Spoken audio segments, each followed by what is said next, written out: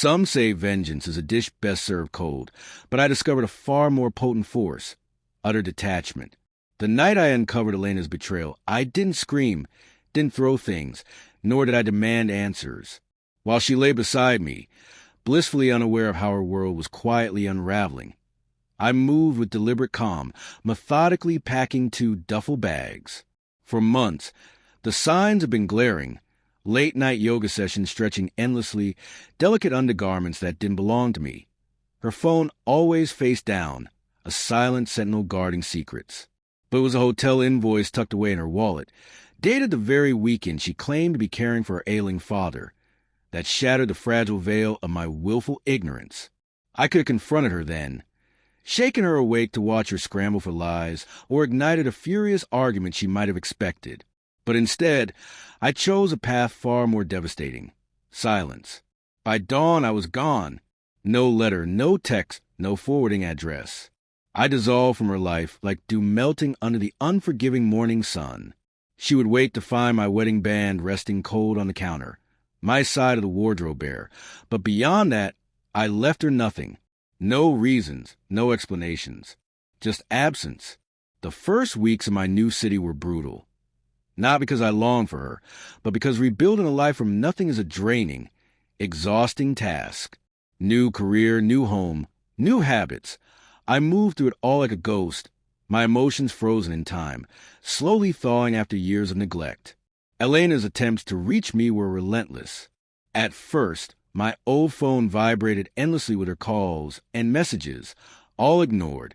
She even contacted my sister, my parents, an old high school friend, spinning frantic stories about my supposed breakdown and her desperate need to rescue me. I had anticipated this and instructed everyone to honor my decision and protect my privacy. By the 3rd month, her efforts faded. By the 6th, I realized I hadn't thought of her in weeks. I slept soundly again, ate well, and for the first time in years felt something close to true happiness. The heavy, persistent shadow that hung over our final years together had lifted. Then, 8 months after I left, on a stormy Wednesday night, the universe challenged my fragile peace. I opened my apartment door to find Elena standing there, drenched, clutching a soggy scrap of paper with my address scrawled on it. "Hello, Daniel," she murmured, her voice barely audible.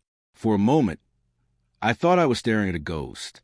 She looked diminished, fragile in a way I had never seen before, her usual poise and elegance replaced by raw desperation. "How did you find me?" I asked, not moving from the doorway.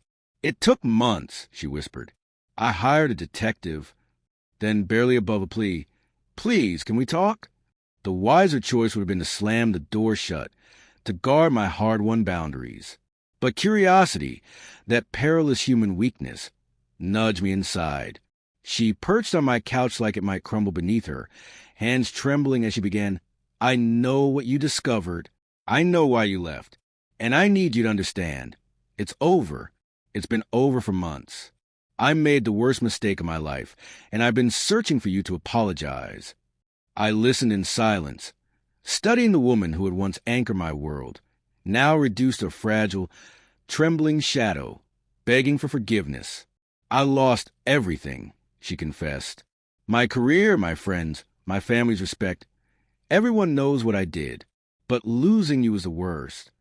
As she bared her soul, confessing regrets and promising change, I felt nothing.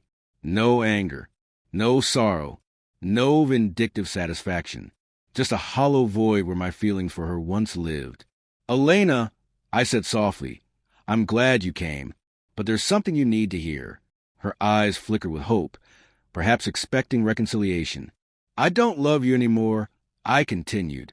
"I don't hate you either. I feel nothing for you. You're just a memory now. When I left, I wasn't trying to hurt you. I was saving myself. These 8 months showed me that I'm happier without you.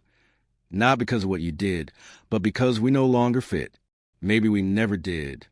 She left that night as quietly as she had appeared, finally understanding that some endings aren't born of malice, but of people simply outgrowing one another.